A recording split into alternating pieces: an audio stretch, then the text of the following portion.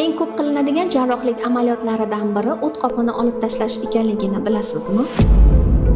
Qiziq shundaki, ba'zi hollarda bu bemor uchun emas, Qo'shtirnoq ichidagi shifokor va jarrohlar cho'ntagiga foydali bo'ladi. umuman olganda o't qopini olib tashlash bu jiddiy qaror. U aniq dalil va puxta tahlilga asoslanishi lozim. Eng muhimi esa bemor o'z kasalligi, davolash usullari va tashxis usullari haqida yetarli ma'lumotga ega bo'lishi kerak. Videomizda o't qopini olib tashlash shart bo'lgan va shart bo'lmagan holatlar haqida batafsil so'z boradi.